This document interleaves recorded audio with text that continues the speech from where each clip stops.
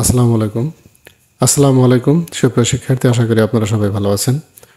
আজকের ক্লাসে আমি আরেকটি গুরুত্বপূর্ণ প্যারাগ্রাফ আপনাদের সামনে উপস্থাপন করব। আজকের প্যারাগ্রাফের টপিকটা হচ্ছে আ সোসাইটি আই ড্রিম। সুপ্রিয় শিক্ষার্থী, ক্লাসটি শুরু করার আগে আপনাদেরকে আবারও স্মরণ করে দিচ্ছি, যদি এই চ্যানেলে আপনারা নতুন হয়ে থাকেন বা এখনও যদি সাবস্ক্রাইব না করে থাকেন তাহলে অবশ্যই সাবস্ক্রাইব করে রাখুন, যাতে আমার দেওয়া ভিডিওগুলো আপনারা সহজে পেয়ে যান।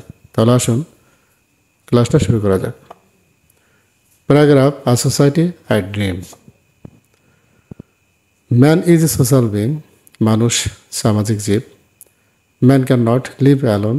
মানুষ একা বসবাস করতে পারে না। A man is not ever self sufficient. একজন মানুষ কখনো স্বয়ংসম্পূর্ণ নয়। সেলফ সাফিসিয়েন্ট অর্থ হলো স্বয়ংসম্পূর্ণ। He has to depend on others for different reasons.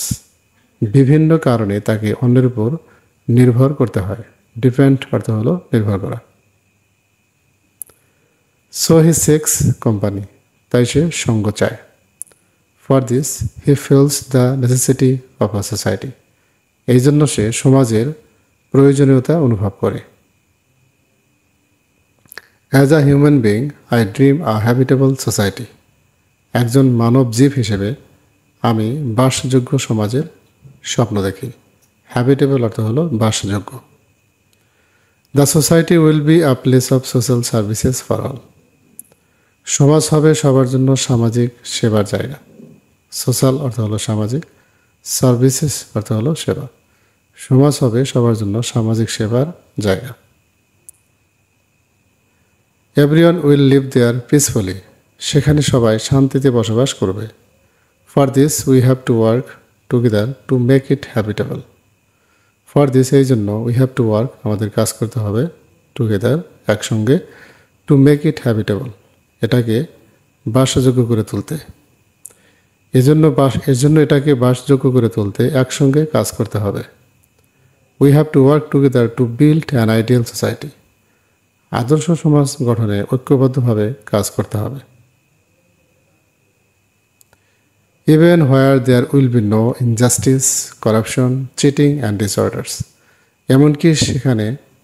এমনকি যেখানে থাকবে না কোনো অবিচার, দুর্নীতি, প্রতারণা ও বিশৃঙ্খলা। The members of the society will be kind, benevolent and cooperative. সমাজের সদস্যরা হবে সদয়, পরোপকারী ও সহযোগিতামূলক। কাইন্ড অর্থ হলো সদয়, বেনিভলেন্ট হলো পরোপকারী, কোঅপারেটিভ হলো সহযোগিতামূলক। Freedom of speech and opinions will be maintained there. সেখানে বাক ও মতের স্বাধীনতা বজায় থাকবে।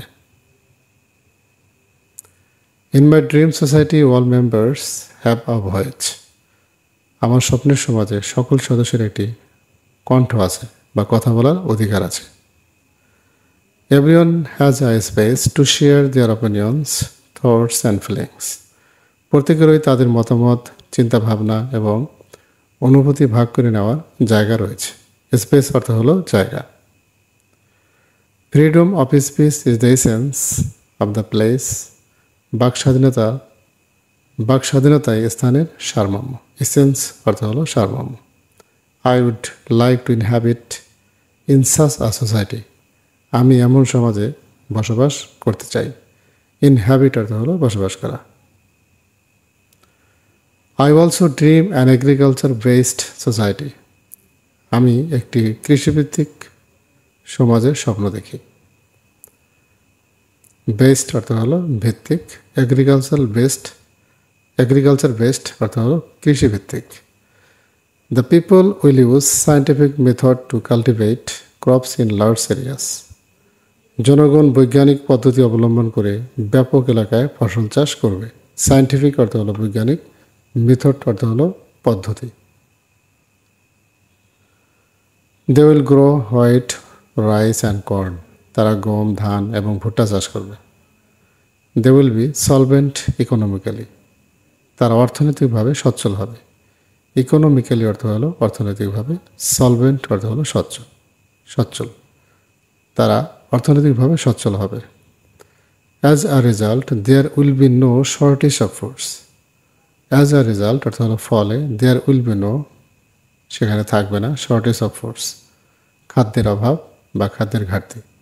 ফলে খাবারের অভাব বা ঘাটতি হবে না বা ঘাটতি থাকবে না।